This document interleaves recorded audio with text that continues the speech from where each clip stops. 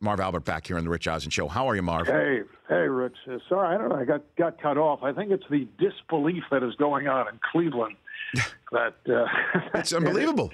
It really is. I mean, the Cavs finally, win an NBA title last year, and then here are the Indians in the World Series. They have not won a World Series since 1948.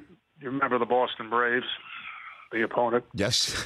But most important, the monsters of the American Hockey League won the Calder Trophy. Yeah. So they're somewhere in the Cleveland area, they are celebrating. See, that's what I'm talking about, Marv. I need you on for the full perspective. You give the full landscape right here when you call into the show. It's interesting, too, Marv, that teams always wear the mantra of people don't believe in us, we're being disrespected, and they usually take that all the way to the crown. Very rarely do you win the crown, do you raise the banner, do you get the ring, and still say that, because the Cavs are kind of overlooked right now because Durant signs with the Warriors and everybody's paying attention to the team that the Cavs beat last year. And you know how teams in every sport use that. And LeBron got right on that right away, which is wise. I mean, looking for some degree of motivation. And, that's a good one, too, although he agrees that Durant should have made the move, from Oklahoma City to Golden State. I mean, you have the right to leave under the current rules in sports. But I think it's just motivation. I mean, the Cavaliers have to play the season out. They have their own issues. They need a backup point guard. They may have to actually cut, either trade or cut somebody because they're so far over the cap that it's ridiculous. But they're still, they are obviously the top of the Eastern Conference. I don't think there's anybody else close. There are some teams that have improved and, will be pretty good, but I don't think there's going to be any competition for them, at least in the East. And so out West, how do you see the Durant Golden State season playing out, Marv? Do you see the same start that they had last year? Do you see a little bit of a struggle and we're all wondering how's this going to work? How do you see the storylines playing out? First, I see two things. I don't think they're going to try to break any records during the regular season. I know we did a lot of their games last year, and Steve Kerr would say that, the players want it, and I think they did, and he wasn't really able to rest people at the end of the year. And I just don't think you can do it in 82 games, even though they have spread out the schedule a little bit more now. I think that there will be a lot of deferring at the start of the season. You have several players on that team who do the same thing in terms of handling the ball, and then Durant is someone who always likes to handle the ball, and it's amazing how he does handle it, being 7 foot or 7'1". But you also have Steph Curry and Klay Thompson and Andre Iguodala when he gets in the lineup, and and Draymond Green, who basically runs the team when he's on the floor. So how is that all going to play? Because that changes their style slightly. They're still going to be great. There are teams that will compete with them. I think San Antonio is still very good. For the Clippers, the window is closing, but they're a solid team. I mean, I'd question the bench a bit. Oklahoma City, I think, is still a playoff contender, but they're not. I think when you're talking championship, there's no shot. But the Warriors will still be tremendous. But it's a question of working it out at the start. I mean, they're going to have some games where they put up 140 points. Where everything is going, and when you play an 82-game schedule and you're going up against a lot of teams that they are so much better than. They're going to break all kinds of scoring records. Marv Albert joining me here night before he calls the Knicks and Cavs to tip off the NBA season on a TNT doubleheader with the Spurs and Warriors on the back end of it. That's on tomorrow on TNT. So the Knicks, I don't even know where to start with this one, right? I mean, it just seems to me that the players they have there don't fit the triangle, but Hornacek says they're not going to try and fit the triangle, but we know Phil loves a triangle. Like, square this circle for me figuratively. Marv, can you help me? I think, several months ago, Phil Jackson came out and said he's kind of changed his mind about the triangle because he says players these days don't have the fundamentals. But it's really, to me, it's a matter of it's very difficult to run unless you have people by the name of Jordan, Pippen, Shaq, and Kobe on your team. Yes. But I think what Jeff Hornacek will use, as he says, some degrees of it. It's a concept. People throw the word around a lot, but it's a really constant ball movement and proper spacing and good shooters, particularly from the corner. But it really works when you have a major player like Jordan or Pippen or, Shaq and Kobe. And, they felt that Carmelo might be the guy, but they are a team with a lot of question marks because of injuries. I thought they had to make the deals that they did because it's been desperate there, in recent years.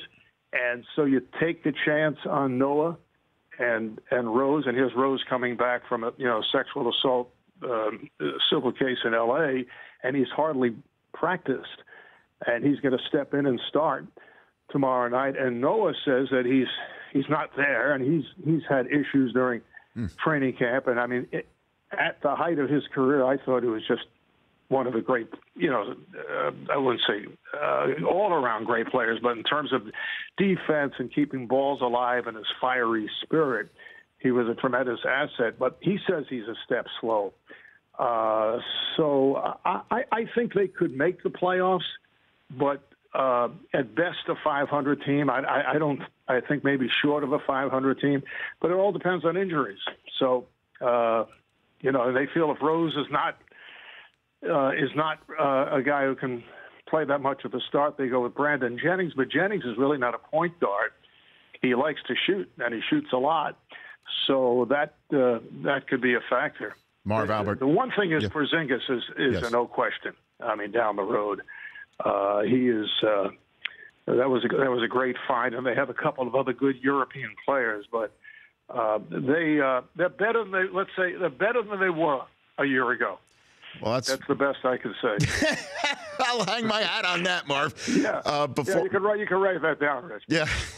Before I let you go, so much has been made over the last several weeks about Vin Scully retiring at the age of 88. I know Marty Glickman was your guy in New York City while you were cutting your teeth as a broadcaster. Any Vin stories at all, Marv? I know you spent a lot of time on opposite coasts, but also together at NBC. What are your thoughts on Vin and his retirement? To me, and I grew up listening to Vin. I grew up in Brooklyn, and I worked for the Dodgers when I was in high school. I was actually an office boy for the Dodgers when they were in Brooklyn.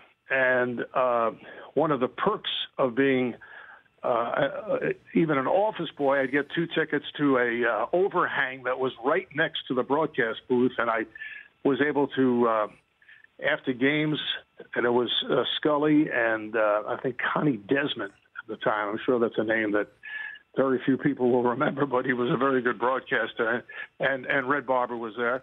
But after the games were over, because I would take my tape recorder and annoy people by doing the game in my overhang seat, which was behind home plate. I'd have my own fictitious radio station, and I'd collect the commercials that they would toss to the floor, usually read by Vin or Red. And that's how I started out doing my broadcasting on my fictitious radio station. And then I was fortunate enough to work at NBC doing the pre- and post-game shows when Vin Scully was doing the NBC, the national broadcast, so I got to know Vin a little bit. And I just found him to be one of the incredible storytellers, the voice. It was like poetry listening to him on the radio, and I go back to his earlier days. I still enjoyed listening to him. In fact, when I'd be in L.A., I made sure, if it was during the baseball season, to get a little dose of Vin Scully. I mean, he will go down as one of the obviously classic all-time greats in the history of sports broadcasting. There's nobody. I don't know if anybody will ever broadcast in the manner that he did. And baseball is a type of game where you can do it. In action sports, it's different. But baseball was perfect for him because he can get stories in, and his call was always on. He didn't talk all the time. He let the crowd tell the story. He did the perfect broadcast. And how about you, Marv? I know, Vin talked about how it was just time for him, and obviously he did it till 88. As I talked to you while you're sitting in Cleveland, taking a flight to Ohio for another NBA season, how are you enjoying what you're doing? I still love it. I mean, I just signed a new long-term contract, and I don't think Bob Costas and I talk about this all the time. I don't think either of us are looking that we would be doing, and Al Michaels too. I don't think we'll be in the broadcast booth at 88, which is incredible. But I still feel I have a pretty long ways to go. As long as I feel that I'm at that same level, but that I've have been over the years. But I think I'll know, and I think all of us who do this will know, and I hope it's quite some time, but it won't be 88. That's for sure. I don't think that's a good idea. Life is too good, and there are other things you can be doing at that stage. So I should take the under on that one, Marv? Is that what you're saying? I'll take the under. I go under. Yeah, be safe. In the meantime, I really look forward to your call tomorrow night, as well as the rest of this season and beyond. Thanks for calling in, Marv. All right, Rich. Thanks. Always a pleasure. Same Thank to you. You bet. That's Marv Albert. The Rich Eisen Show, weekdays at noon Eastern on Audience.